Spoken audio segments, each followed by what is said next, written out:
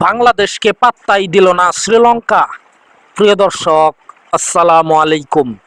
Super ফোরের পথ খোলা রাখতে সবচেয়ে গুরুত্বপূর্ণ যে ম্যাচ, সেখানে সেই ব্যর্থ বাংলাদেশের টপ অর্ডার।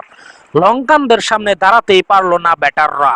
53 রানে 5 উইকেট হারানো বাংলাদেশকে শেষ পর্যন্ত লড়াইয়ের পুঁজি এনে দিয়েছেন জাকির আলী অনিক ও শামীম হোসেন পাটোয়ারি।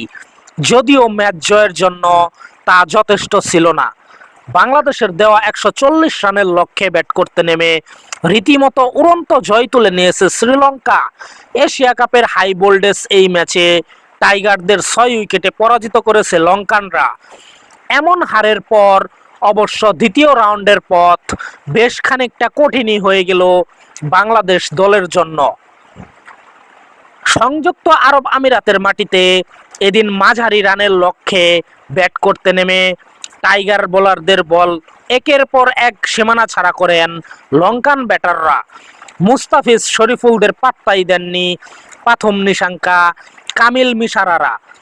ওপেনার নিশাঙ্কা 50 রানে বিদায় নিলেও কামিল মিশারা 46 রানে অপরাজিত থেকে ম্যাচ জিতিয়ে মাঠ ছাড়েন। তবে এদিন লঙ্কানদের হয়ে রান পাননি কুশাল মেন্ডিস ও কুশাল পেরেরা। শেষ পর্যন্ত অবশ্য 6 উইকেটের জয় নিয়ে মাঠ ছাড়ে শ্রীলঙ্কা দল। 32 বল বাকি থাকতেই টাইগারদের হয়ে বল হাতে সুবিধা করতে পারেননি রিশাদ হোসেন ও মুস্তাফিজরা। এদিন বাংলাদেশ দলের হয়ে সর্বোচ্চ 2 উইকেট সংগ্রহ করেন শেখ মেহেদী।